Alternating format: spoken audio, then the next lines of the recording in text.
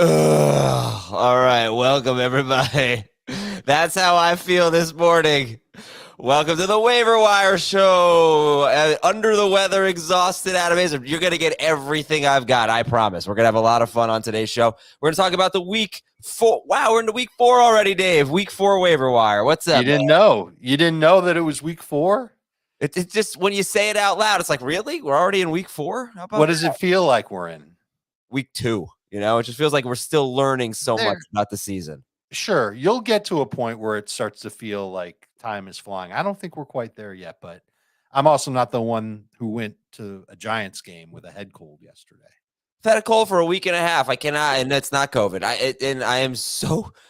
I get so frustrated. It's getting worse. But you know, I'm happy to be here. Jamie's not here today. It's just me and Dave talking waiver wire. It's a really interesting week because the injuries make things so. I did not. Adam just woke up. I've been up for a long time getting ready for this show. You've got 2 kids. I know that you've been up. Oh no, they're basically still sleeping. Oh really? Yeah. How do you do that? They're night owls. They go to sleep really late and they wake up late. Yeah, but you know, the injuries make things so interesting with Dalvin Cook, with David Montgomery. Joe Mixon looks like he's good to go. Amon-Ra St. Brown up in the air a little bit right now. Jamal Williams, of course, 70% rostered, but we know he's going to have a big opportunity for maybe 2 weeks. We'll see. Yeah, I mean, give me your overall take on the waiver wire this week. And is this the most exciting week we've had so far? It is the most exciting week we've had so far. There are very few guarantees, though. There's 2 running backs, Jamal Williams, Khalil Herbert. They're going to be owned in every league by the time we get to the Thursday night game. And Williams is almost there already. But I don't know how much staying power they have for the rest of the season. But they can get you some wins for the next couple of weeks, theoretically. And we'll talk about that as we move on. Receivers, I think there's some great receivers out there. Romeo Doubs is going to top that list. You'll do a double check to see if you can stash Jacoby Myers in PPR. Zay Jones is somebody who's stepped up in Jacksonville. How about hashtag Isaiah with a huge game in week 3? I think he's got some staying power for the rest of the year. And there are a lot of other receivers that I think are worth speculating on as short-term, like, you know how like you'll have a problem at home with like a pipe or like a, one of those soft, what can't I think of it? Like it's not a pipe. No, you've got that problem. No one else has that problem. Well, like an AC, let's say you've got, an air conditioning unit in your house and they've got that big, huge tubular, what is that called? Like, I can't think of it right now. It's not a pipe because maybe it is. Dave, a duct, an air duct. Sure. Maybe it's something that's probably not it either. I'm glad I didn't get into air conditioning. What's happening right now? But you'll put like a piece of duct tape over a hole and you'll say, okay, that'll fix it for like 2 months. And then I'll spend money to fix it later. That's what there's a lot of this week. There's a lot of duct tape that'll help you get through the next couple of weeks. And there's some duct tape at tight end too. So if you've been struggling at that position, you can get back on track there. Okay. Well, here's the news that we're tracking that will really impact your team and the waiver wire. This is a good week. Like I said on Sunday night show, this is a good week for running waivers on Wednesday night instead of Tuesday. But Dalvin Cook and David Montgomery, do you think they play this week? I think Cook plays this week. I don't think Montgomery does. I just Googled it. It's called a hose, an air conditioner hose. Okay. Thank you.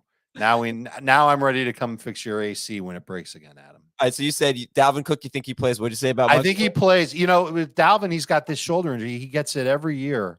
I tried to do some research on it. Did he ever have surgery on his shoulder? I couldn't find anything that said that he did. You know who he's like Murtaugh. He is Sergeant Murtaugh from Lethal Weapon. Popping his shoulder back in place to save the day. Right. That's Dalvin Cook. Well, bless him for being there for our fantasy teams. I think he plays against the Saints. Oh, wait, he's Riggs. He's Riggs, not Yeah.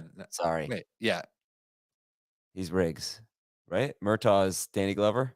Yeah, Murtaugh isn't the one that Riggs falls apart. He's the one that gets blown up when he's sitting on the toilet. Yeah, that's not Dalvin Cook. That's me.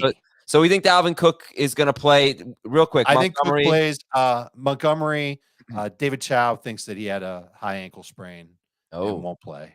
I believe that's what he said. Let me double check. That would be a big deal. He left in the first quarter. Khalil Herbert was amazing. That's what he said. All right. If you're missing any time there with David Montgomery, Khalil Herbert is the guy. He's the one. Dad.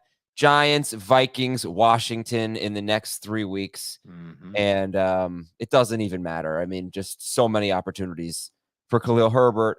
If he's, if we find out it's a multiple week absence for David Montgomery, and it looks like it's going to be a multiple week absence for DeAndre Swift, they have 2 games, Seattle, New England, and then a bye.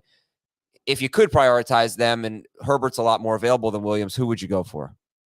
It's Herbert, because I think he's got a chance to claim a large role in this offense when Montgomery comes back. And have we learned nothing from high ankle sprains over the course of the last couple of seasons? When running backs have had high ankle sprains, they come back and they stink. So you might have a feeling, if you go back, check out what happened to Saquon, check out what happened to Christian McCaffrey, even Cordero Patterson last year.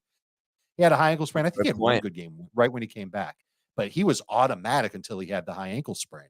So this might be the time to actually either go all out to get Khalil Herbert if you've got Montgomery and you don't have Herbert, or if you have Montgomery and you can't get Herbert, maybe you sell low and maybe you just give him to the team that gets Herbert and say, all right, you give me a running back. Maybe try and work your way into a running back like Connor or someone else that isn't very exciting lately.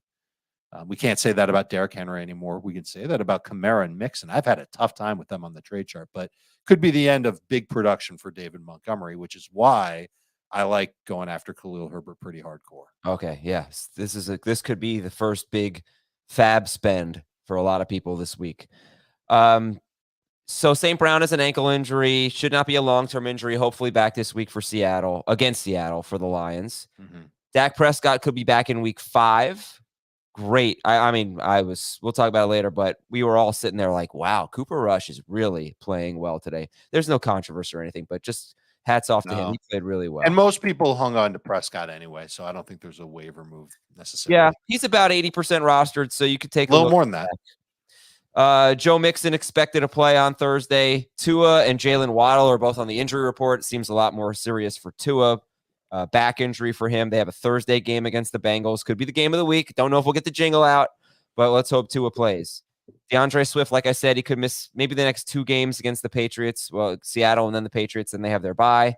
Julio Jones expected to play.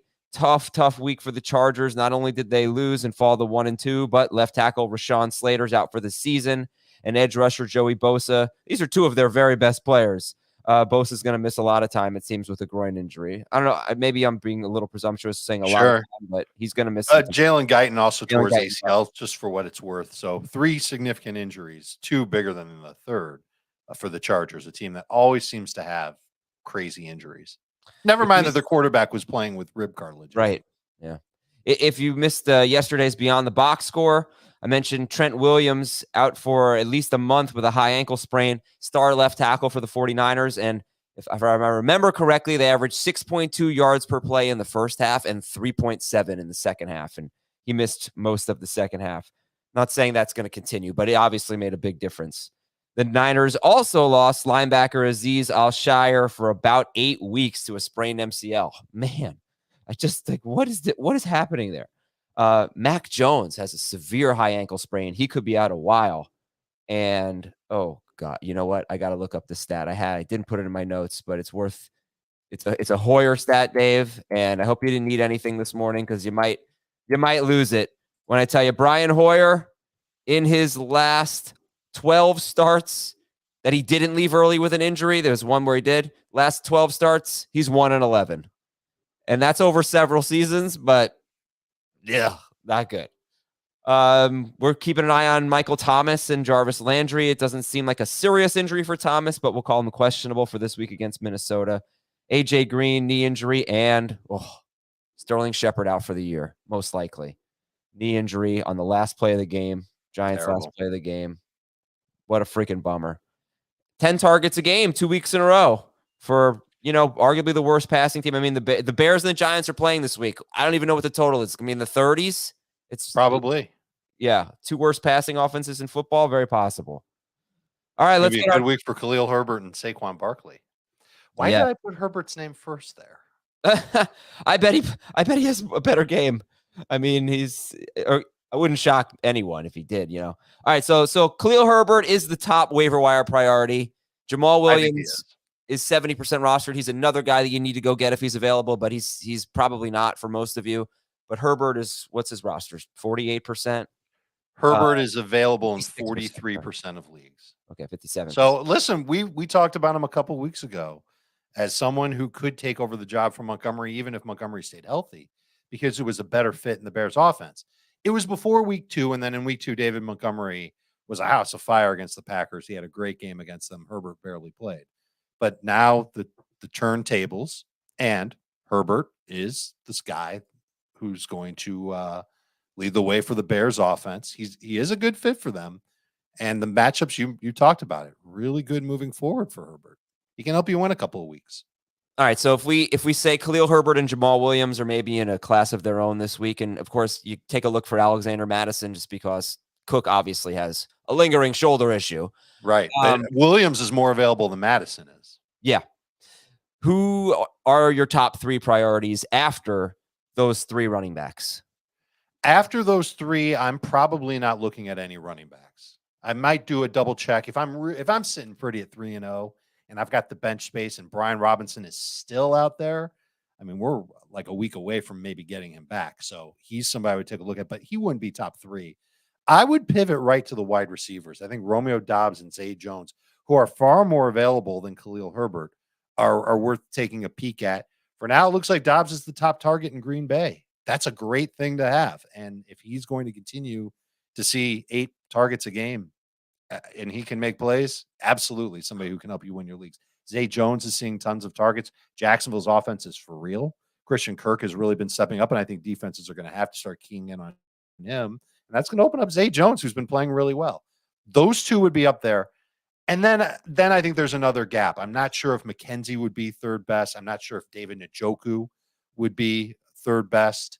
Probably one of the tight ends, whether it's Njoku, Conklin, or Thomas, maybe they'd be up there. I don't know. I think that 3rd spot could go in a bunch of different directions. There's receivers that make sense.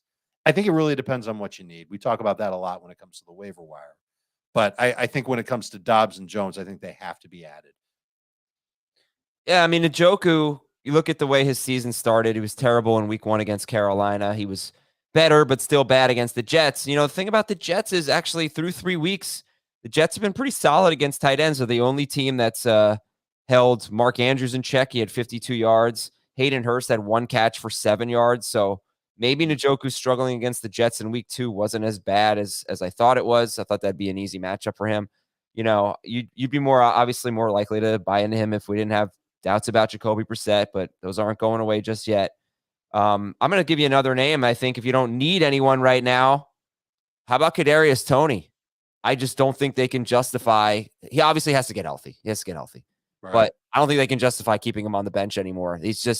They have no chance without him, and they probably suck with him. Not crazy, but Shepard out for the year. They have no chance without Kadarius Toney. He is their Obi-Wan. He is their only hope for a passing game.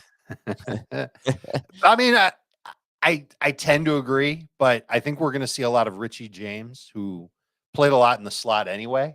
I think he's going to continue to see that role. I kind of like picking him up, and he's available in 96% of leagues. He's going to continue to see a ton of playing time. But come on, I mean, you'd pick up Kadarius Toney, not Richie James.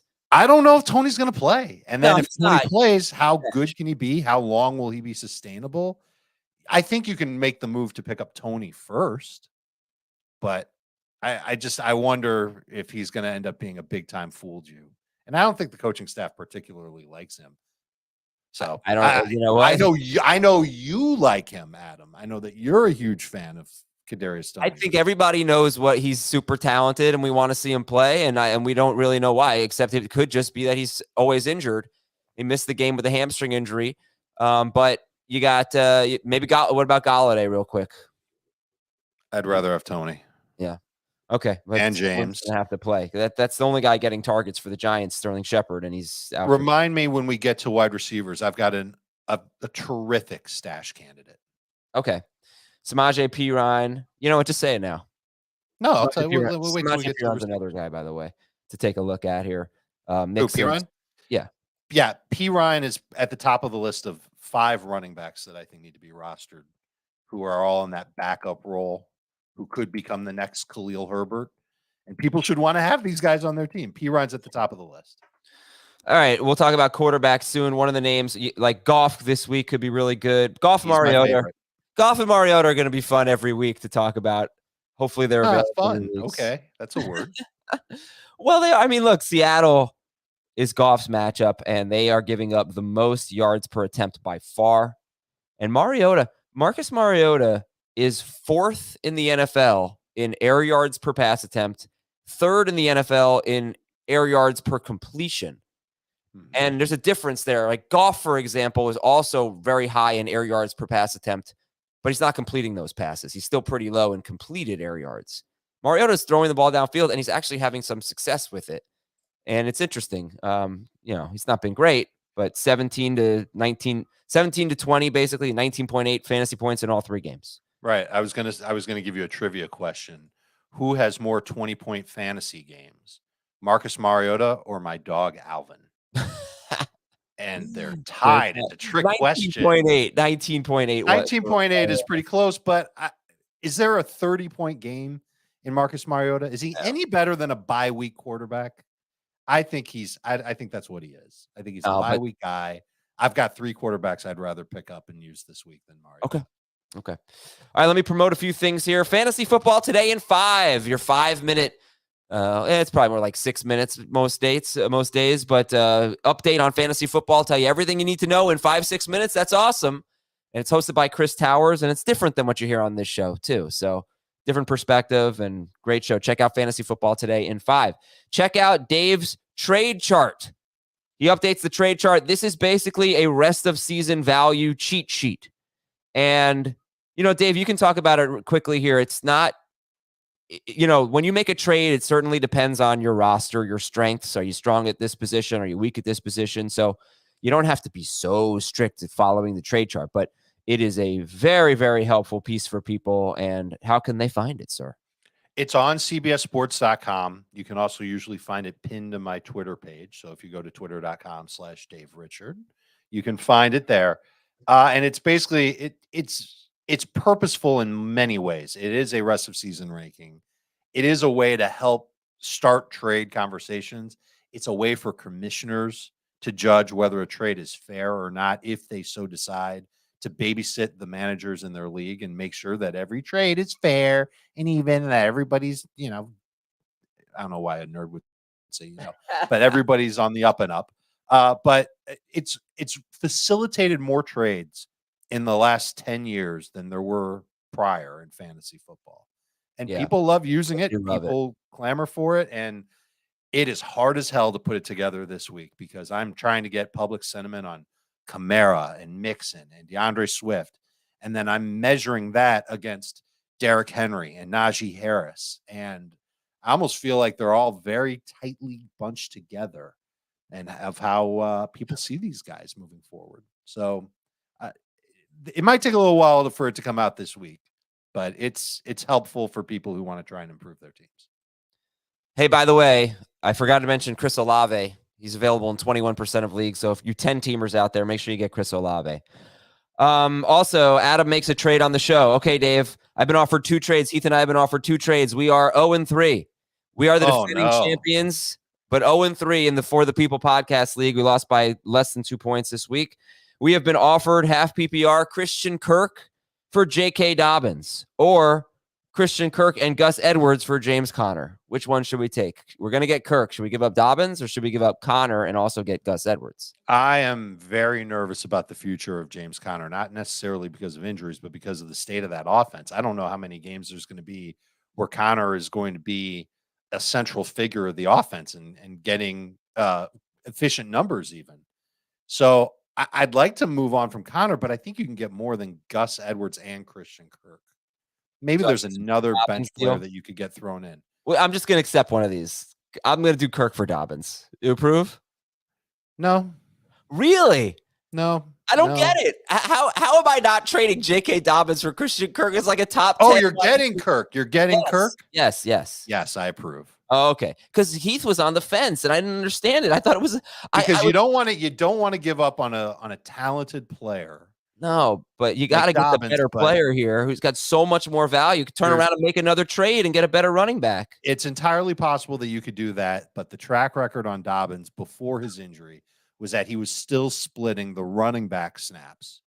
Keep in mind, that's separate from Lamar Jackson's runs, but he was very touchdown reliant when he was healthy before, and he's splitting again. He split last week with Justice Hill.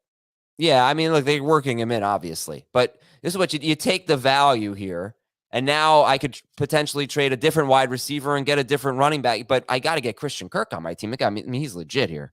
All right, top 3 waiver wire prayer. Oh no, FAAB. Okay, Dave, you ready to spend some FAAB?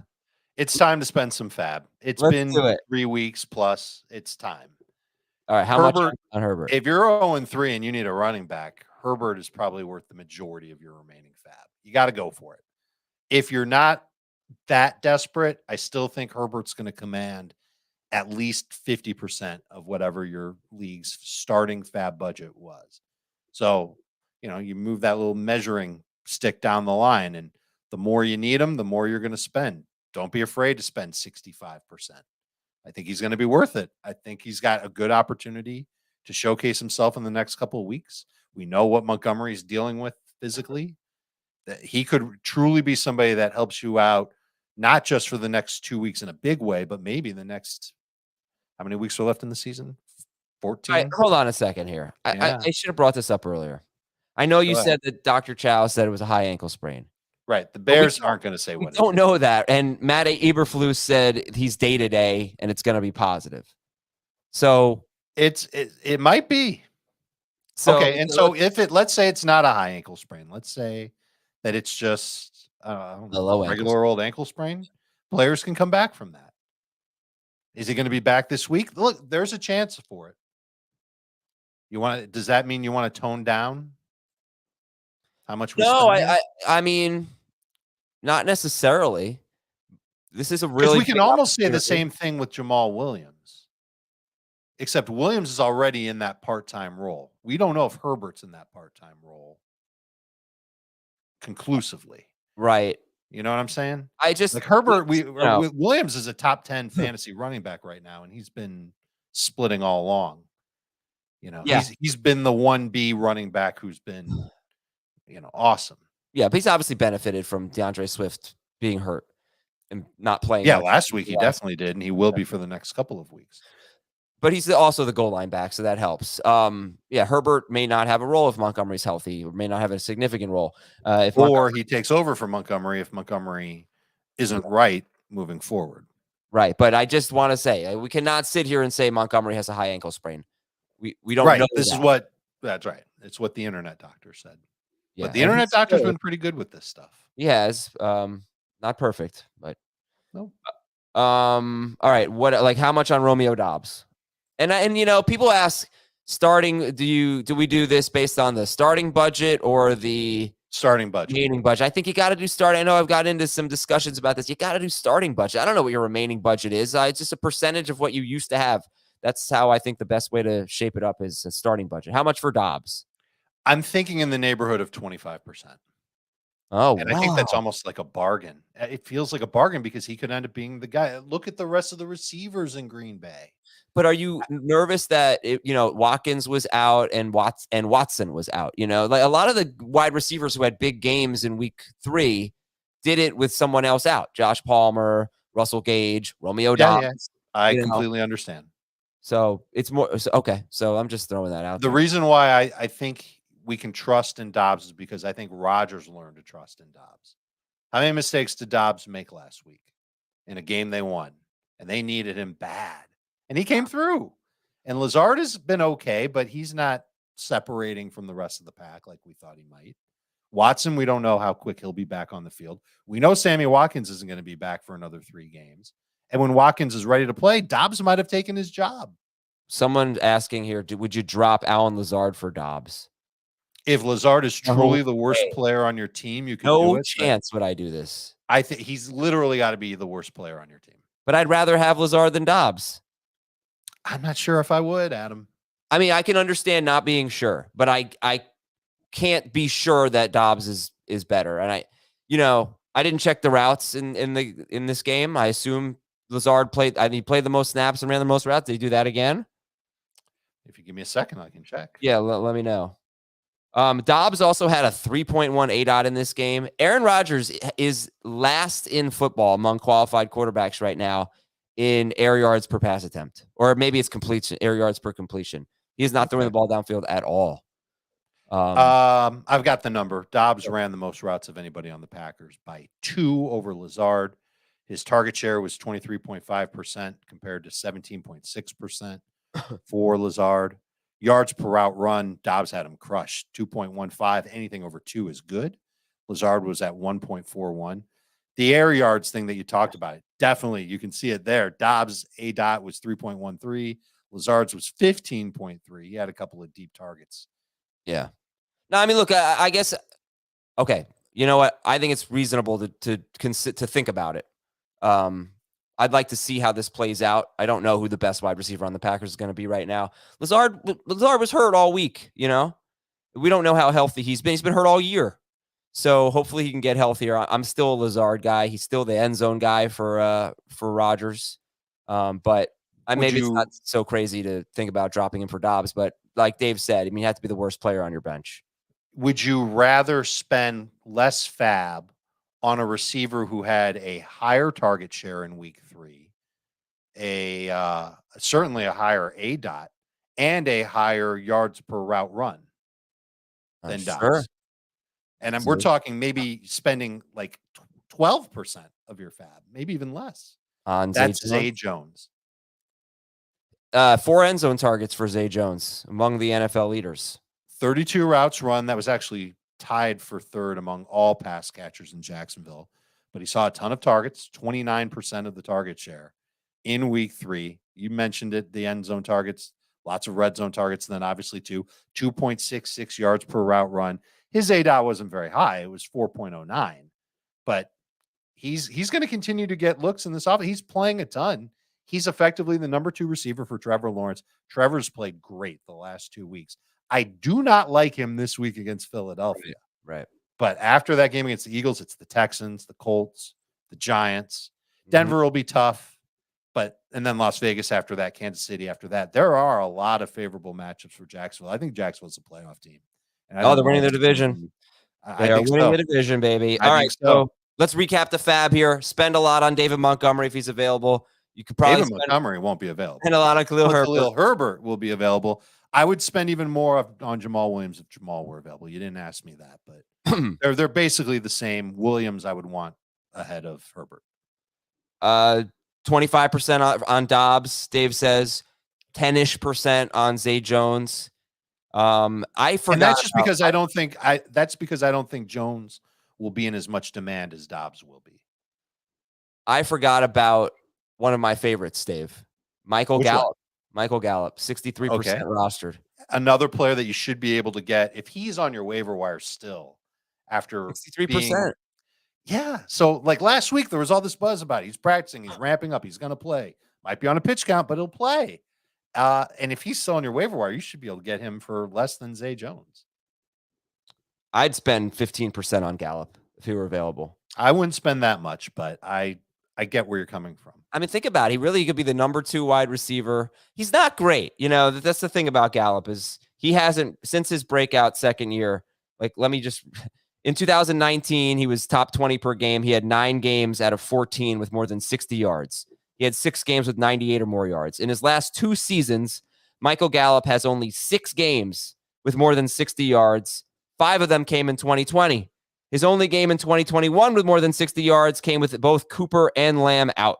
So he hasn't really been that great, but no Cooper, obviously opportunity. Dak Prescott hopefully back in week 5.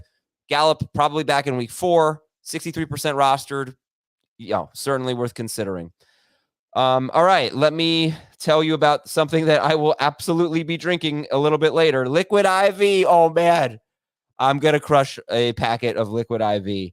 It's so good and helps you get hydrated. Liquid IV hydrates you 2 times faster than water alone. All right, what's Liquid IV? It's a little packet of powder, basically. A lot of different flavors. I think my favorite is, I kind of flip-flop on this right now. It's still lemon lime. Tangerine is very good. Strawberry is very good. Concord grape, cherry. They got a ton of flavors. You pour it in your water. You stir it up. You get more hydrated. A lot of vitamins in there. A lot of things that are good for you. 5 essential vitamins and 16 ounces of water with Liquid IV hydrates you 2 times faster than just water alone. As I mentioned, they have 10 refreshing flavors. It's all non-GMO, no gluten, no dairy, no soy. And for every purchase you make for Liquid IV, they're donating a serving to someone in need. And to date, they've donated over 24 million servings globally. Liquid IV, you can get it in bulk at Costco, or you can get 15% off when you go to liquidiv.com and use code FFT at checkout. I'll tell you more about that in a second. But listen, why I like it is I'm a big water drinker. I have water right here. I drink water all the time. Spice it up a little bit without some spice, but make it a little bit better, right? Put some flavor in there. You go to like a hotel and they've got strawberries in their water, right? You love that, right? This is so much better. And it's got all these terrific vitamins and things in there that are good for your health, and they hydrate you. They keep you hydrated, and that's always important, especially now in cold and flu season. So again, you can buy Liquid IV in bulk at Costco or get 15% off when you go to liquidiv.com and use the code FFT at checkout. 15% off anything that you order when you shop Better Hydration today using the promo code FFT at liquidiv.com. Okay. Strawberries in water. You've never seen that? Basically, it's like a tank, a jug of water, and there are strawberries in there, and they just flavor it. And then what hotel are you staying at? You never seen that? Strawberries? Yeah. Strawberries? No. It's just a I've little seen lemon. flavors it a little bit. Yeah, I've seen lemon in water. Nah. Maybe a cucumber in my day. Can I tell you one of the weird things about Florida versus New York, Dave? I swear. I mean, this has not been documented, but I should document it. When you go to a restaurant in Florida, the default is water with lemon. They give you lemon. In New York, never. They never give you lemon, which is good because I hate lemon in water. But that's just right. You ask for strawberries with your water? Yeah. Should ask for Liquid IV.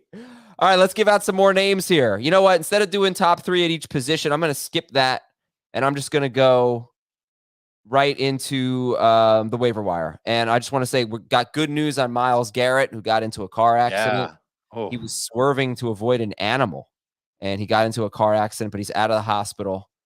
They haven't said anything about his status, but whatever. I mean, it's happy to hear it. Good news for Myles Garrett. Yeah. Buffalo cornerback Christian Benford broke his hand, and he's going to miss a couple of weeks. So they are even more beat up in the secondary. Tampa Bay is practicing in Miami this week. Their game against the Chiefs could be moved to a neutral site. They got the hurricane. Good luck to everybody there. Hope everybody please. Everybody stay safe.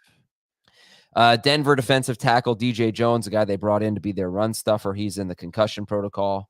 And AJ Green likely out this week. All right, so let's go to the waiver wire. Let's talk about quarterbacks.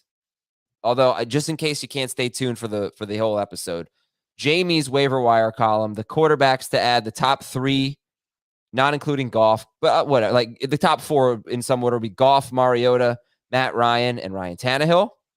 The top running backs would be Jamal Williams, Khalil Herbert, Brian Robinson, Samaje Perine, Justice Hill may be on, J.D. McKissick.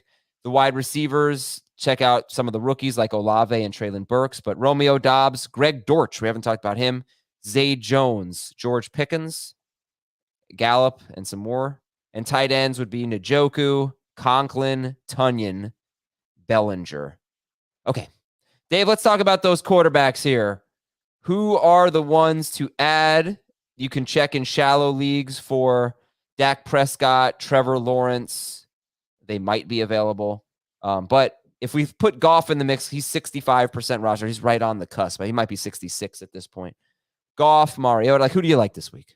Goff's my favorite because of the matchup against Seattle, and we've seen Goff play fairly well this year. I can't really complain about it. A name that I didn't hear you say, there's actually 2. One is Ryan Tannehill because he's going up against the Colts, and the other is Geno Smith against the Lions. And I like how Geno Smith has thrown the ball most of the time this year. You know, right?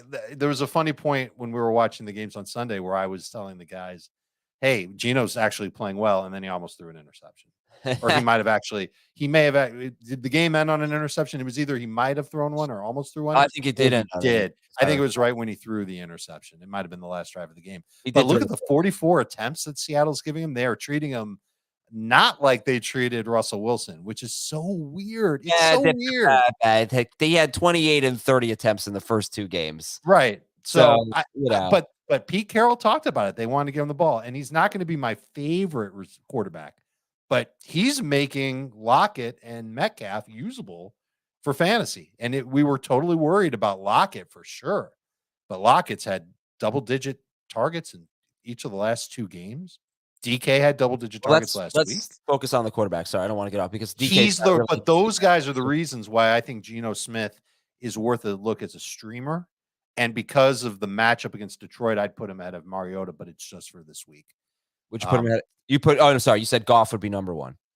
Goff is 1. I got Tannehill ahead of Geno, but they're really close, 2 and 3. There are definitely some good matchups this week. You know, Matt Ryan, Tennessee's a good matchup, it seems. Yeah. Ryan's 55% rate on sound jazzed. Yeah, because we haven't really seen. We saw one game with I think 19.3 for Matt Ryan. It was last week.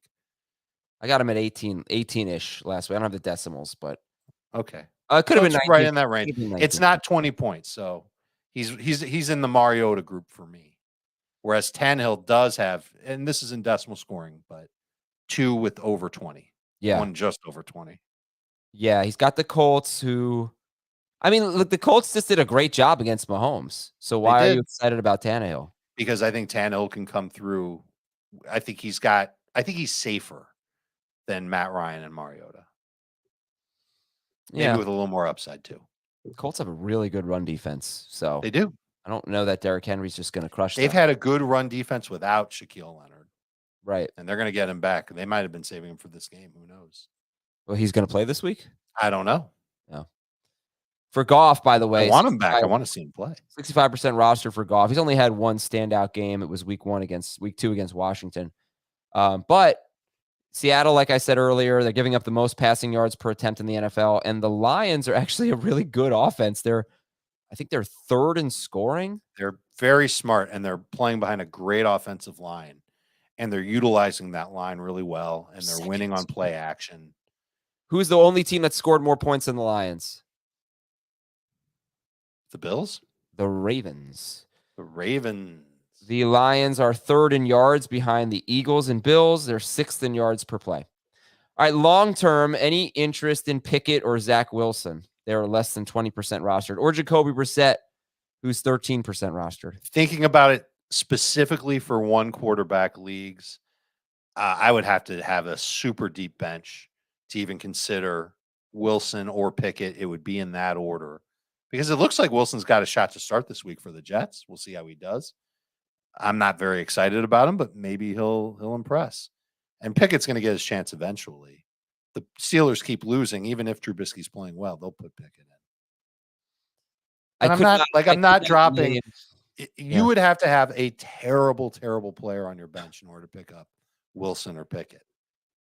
I couldn't name any Wilson Pickett songs. I had to Google it. I got Mustang Sally. I know that one. I probably know several. Oh, In the Midnight Hour. That's a good one. Yeah. So that's Wilson Pickett, who's Zach Wilson and Kenny Pickett combined. Okay. How about Jameis Winston? 61%. He might get benched soon. Oh man, he threw for 353 yards. He's right. He's been a roller coaster. He was great in week 1, and we thought, oh, this is great. Jameis could be back and better than ever, and offense would be amazing. And then he has really aired it out over the last 2 weeks, and it has stunk. And Justin Fields, drop him. He's droppable. I hate to say it, but they're not letting him throw. He's had 13.7 PPR points in his last 2 games combined. Yeah. He is 17 or fewer pass attempts in every game. That is insane. I mean, it's got to flip at some point, but why wait around for that to happen? Would I drop him for Zach Wilson or Kenny Pickett? I really don't think I would. No. But I would drop him for pretty much every other player that we. I don't think I'd drop him for Brissett. No.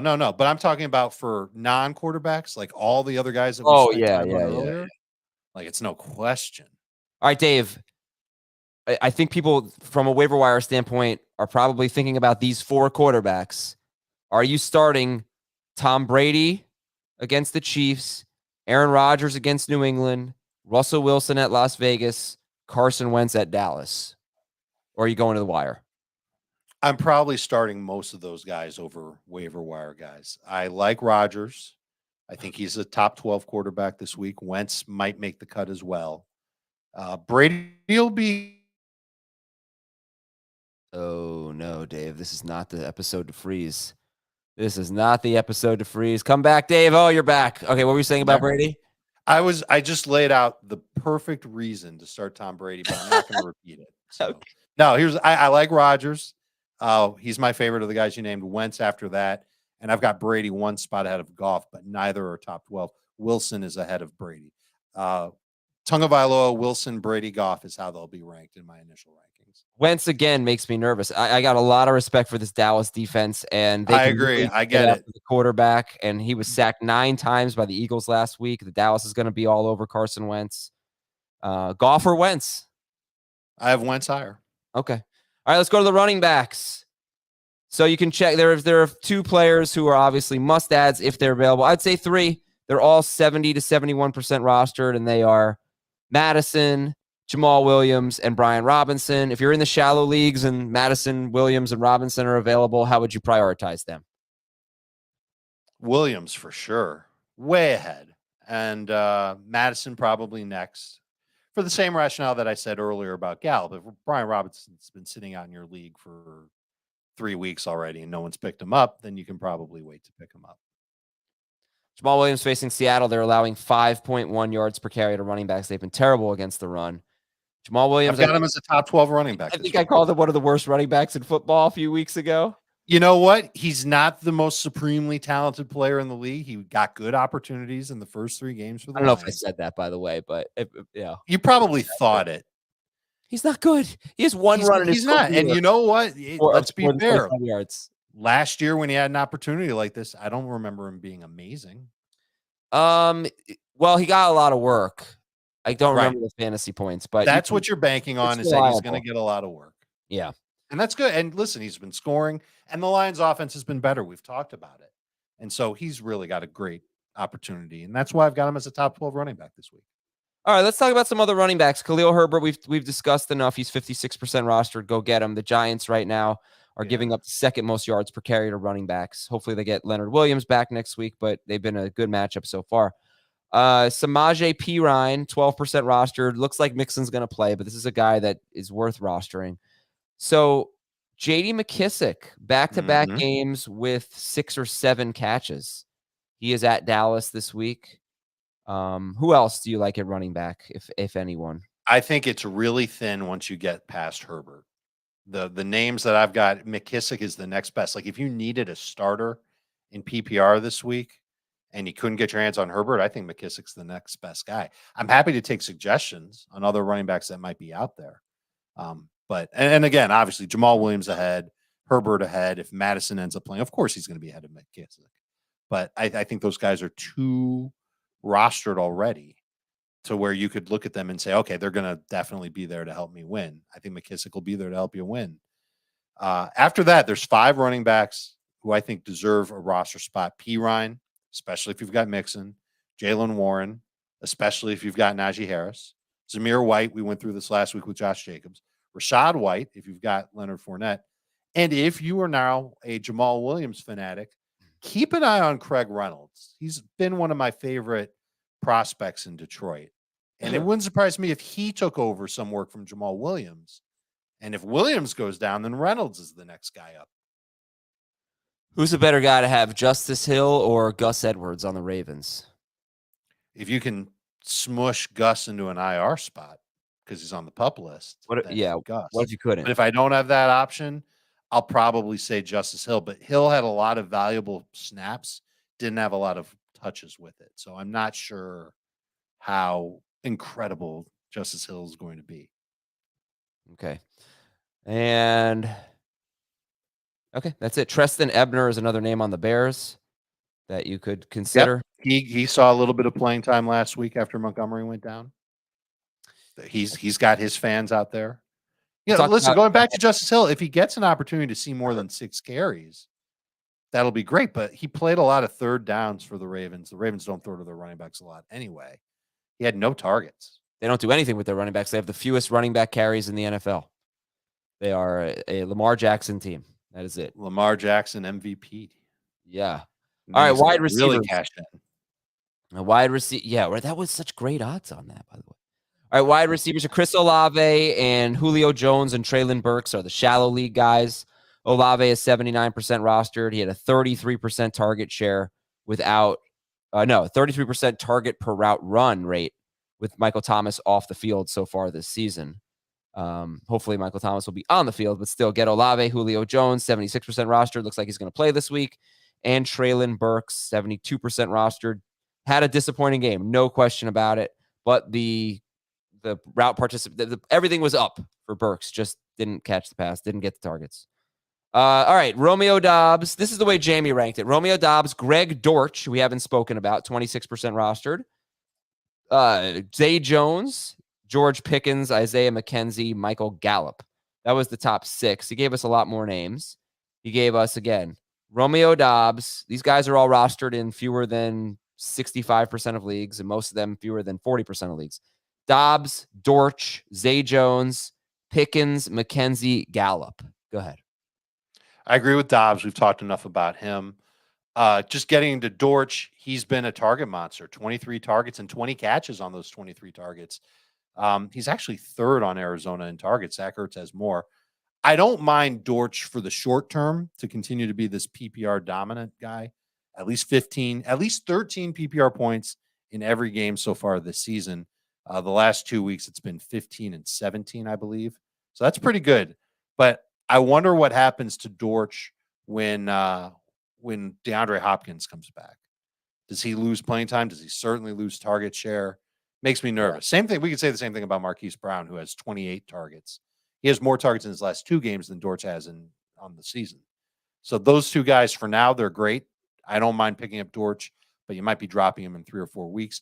I think Zay Jones has more staying power, and he's been getting plenty of targets too. That's why I'll take Jones ahead of Dortch. Again, we don't like Zay Jones this week against the Eagles, but yeah, he's 8% rostered. And if you don't believe in Isaiah McKenzie, if you think that week 3 was just a flash in the pan and 9 targets, it's triple what he had in each of, or it's triple what he had in week 2. It's triple what he had in week 1. Then you could certainly put Dortch ahead of Isaiah McKenzie. But they're both available in almost 3/4 of CBS leagues. See, Josh Allen, what did he throw? 50-something passes? He threw 63 passes at Miami. Holy cow. So, 9 targets on 63 passes isn't great. Right. But he showed you what you could do. I mean, McKenzie, a great move at least once. I was like, wow, that was a nice play. And then, of course, he manipulates. He works for Buffalo. And this is why I don't think he's going to get benched because of what he did at the end of the game last week. He manipulates defenses that gets other guys open. 2 of Diggs' 3 touchdowns last week were because of McKenzie scaring defenses with his speed. And he should have had the game-winning touchdown against Miami. But Josh Allen threw it right into the ground. It kind of slipped out of his hand, I think. But McKenzie was open for a touchdown. He would have had 2. And then we'd be talking crazy about McKenzie. Right. It is so weird to me that Ken Dorsey, their offensive coordinator, has that temper. I didn't even know he spoke. He was the most quiet, nerdy guy. That was his reputation in college. And they never had a big personality that I knew of. And he's apparently like a psycho. I love it. I think you might love it, but it looked really bad. I'm a huge fan of his come on. Let him. He lost the game. I love the passion. What's so bad about that? Tom Brady's allowed to break 2 tablets, but Ken Dorsey's not allowed to throw 1. It looked childish. Oh, I hate to say it. Come on. It really did. Why? Why? Because did you see him? It was like a cartoon. Schaefer, I want Schaefer's opinion here. Oh, Let's get him on the show. I thought it was funny, but I think it was a little much for a coach to do that. I don't know. Remember in Animal House when Bluto Blutarsky smashed the guitar on the wall on the stairs? That's what it reminded me of. Now in Animal House, one of the best moments in movie history. Well, you're right. In Animal House, it's hilarious. Yeah, but in the NFL, it is not as hilarious. Yeah, I knew you would never have seen Animal House. There was zero chance that Thomas Schaefer was going to have seen Animal House. You're picking up right where Straggy B left off. All right, Schaefer, thank you for straddling the fence and agreeing with both of us. Very neutral party there. He's our Switzerland. Our other guys, Josh Palmer. There's a lot of them. Okay. Real quick, does Josh Palmer have any value when Keenan Allen returns? Keenan Allen is apparently returning to practice. We just got the update on it. I think Palmer could still be good for around 10 to 12 PPR points a week, but Dobbs, Jones, McKenzie, Dortch, all ahead of him.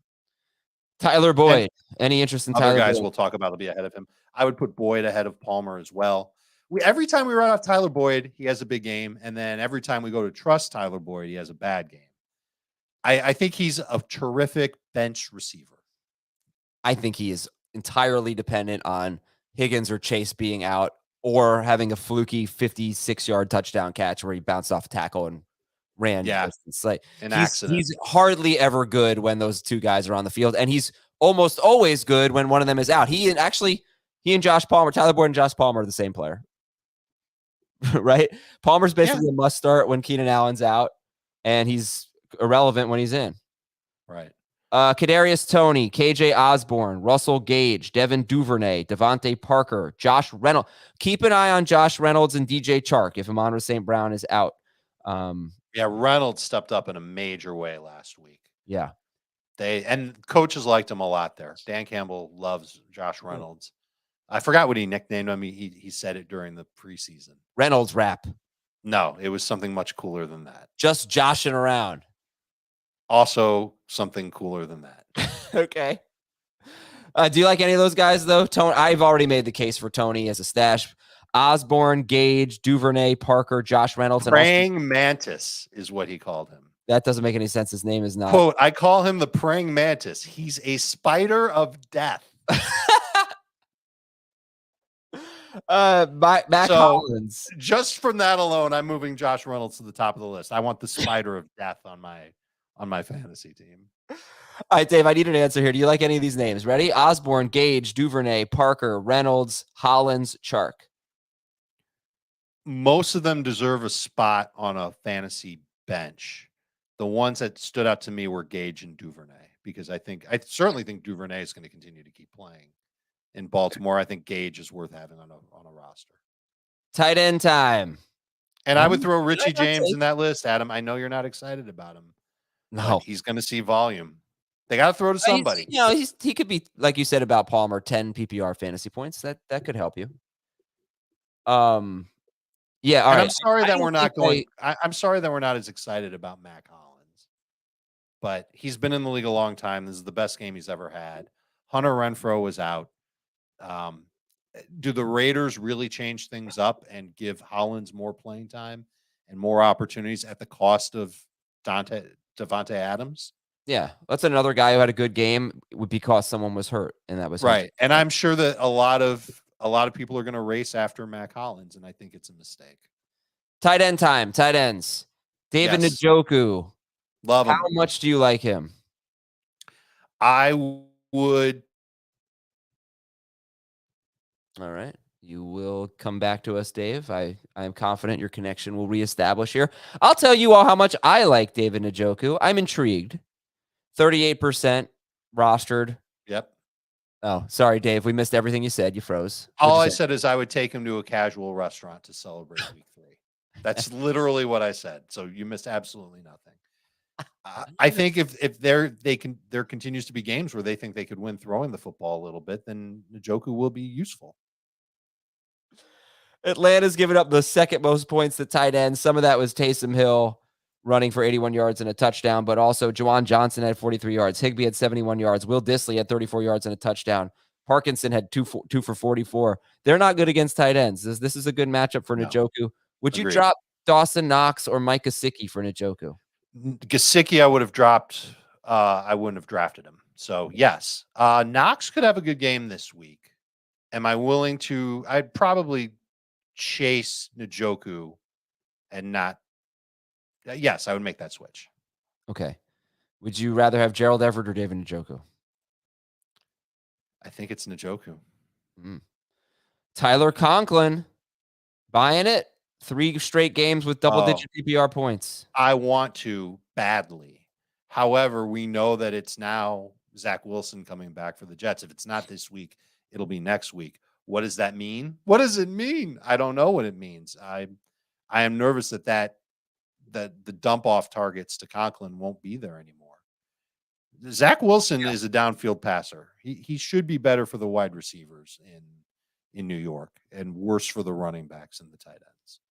I think Jacob Gibbs said that Elijah Moore has the highest route depth in the NFL. And he just doesn't appear to be a good fit for what Flacco's doing. Might be a better fit for Zach Wilson. Flacco likes Wilson better, and Flacco's getting rid of the ball as quickly as he can. And Conklin, I mean, another thing is Flacco's thrown 13 more passes than every other quarterback. So all of the Jets, well, 2 of the Jets, the running backs too, have benefited from that. All right, well, Conklin, you can't completely ignore it, but you wouldn't. No, you can't, but he wouldn't be my favorite. You wouldn't drop Dawson Knox for him. I think I would use, as of now, I would start Conklin ahead of Knox because I don't think it's a certainty that Zach Wilson's going to start. Let's see who else is on this list. Robert Tonyan. He had 7 targets last week. I'd rather have Logan Thomas. Daniel Bellinger. I don't know where he went. I think he may have gotten hurt last night. He was not playing down the stretch, and I kind of like him, but he's not. No, I'm not picking him up. I mean, Logan Thomas should be on the list. 63% rostered. He should definitely be on the list. I know he had a bad game, but and Dallas is really good defensively, but you gotta have, Logan Thomas has to be on this list, right? Yes. Thomas. I've been talking about him for several weeks, and I think he's still someone that can. He's more touchdown or busty as it comes to tight ends, which is why Njoku and Conklin should be taken ahead of him. And I don't mind Knox ahead of him this week. One more tight end. I don't know if this guy made Jamey's list. Jelani Woods. No. Oh. Definitely not Jelani Woods. Cameron Brate. Not as exciting as Jelani Woods. Jelani Woods is like if Andre the Giant played football. Yeah. He would be Jelani Woods. He is enormous.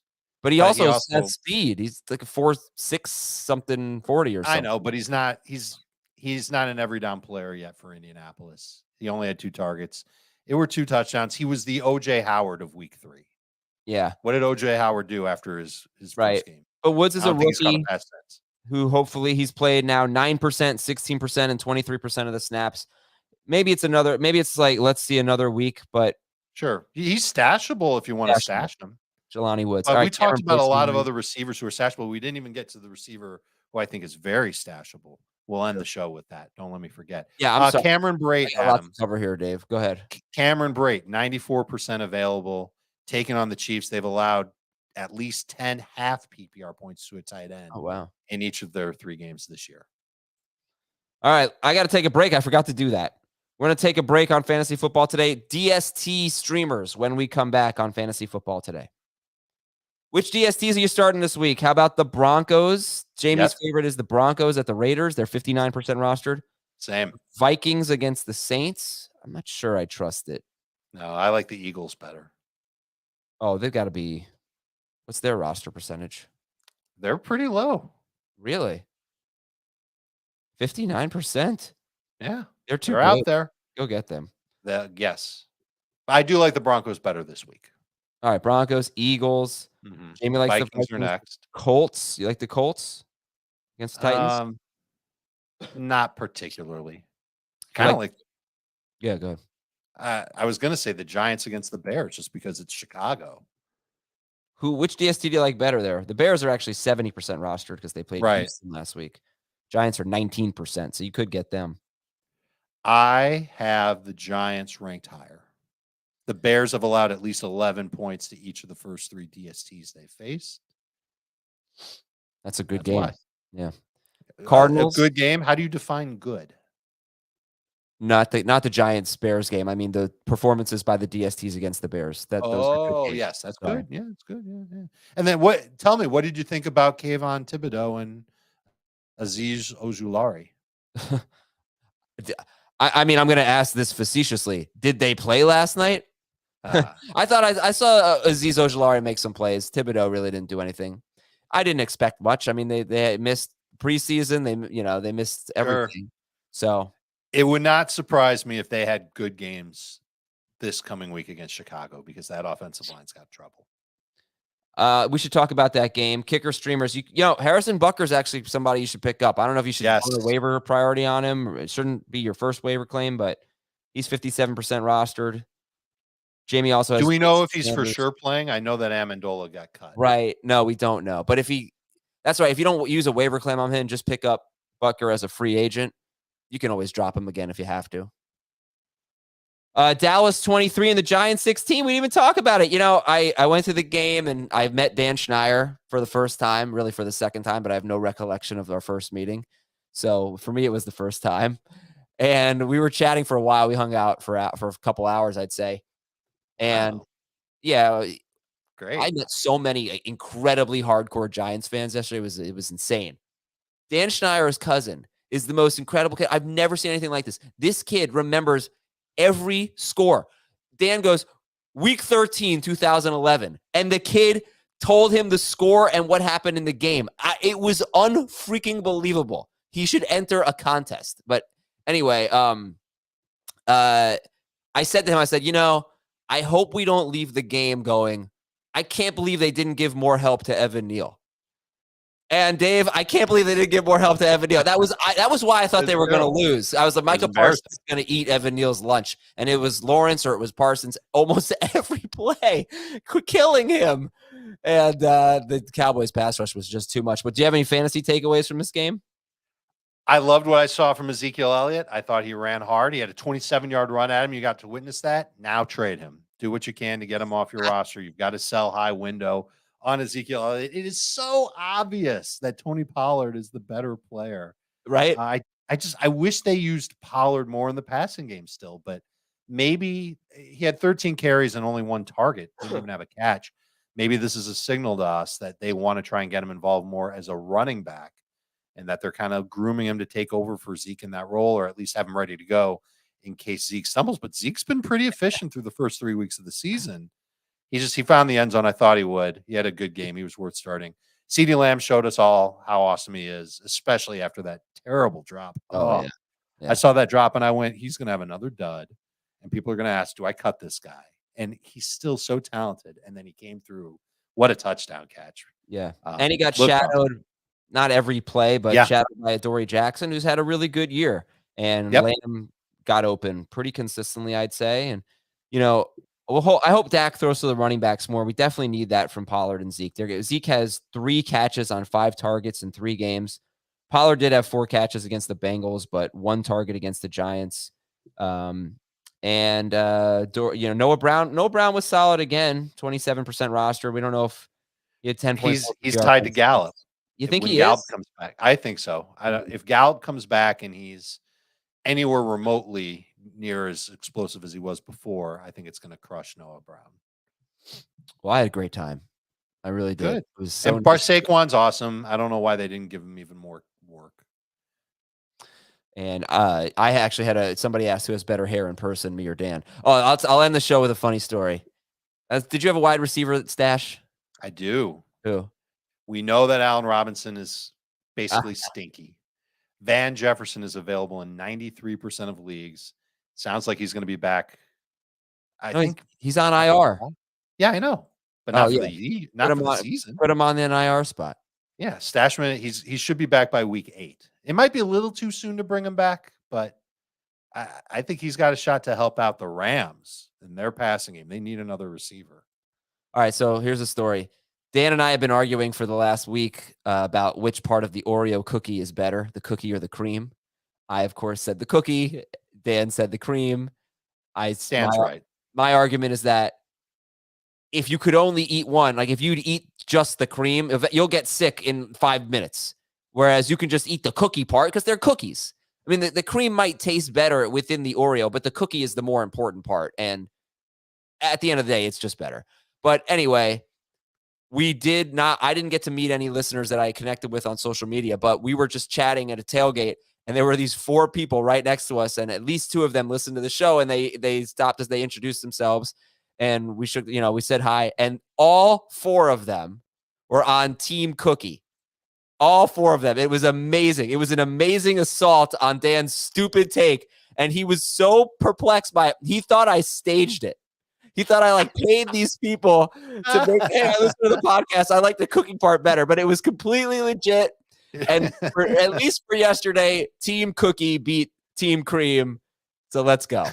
It would be great. It would be like a Seinfeld episode if Dan uncovered that you paid them off with giant vats of Oreo cream to say cookie, but they actually love the cream. Yes. All right. I like the cream. The cream's my favorite part, but they're really good together, and they're great when they're doused in milk. Like when my wife brings home Oreo cookies, I get a stack of them. Not the whole sleeve, but a stack. Put them in a glass, cover them in milk, chop it up with a spoon. I'm gonna get diabetes someday, but it's a delicious treat in the moment. I'll be right there with you. Thanks for watching, everybody. We'll talk to you and listening, of course. We'll talk to you tomorrow on Fantasy Football Today. Oh, we have a live stream tonight, so we'll see you then. Dan can cry about his Oreo. He'll cry in his Oreo much. We're done here. Bye.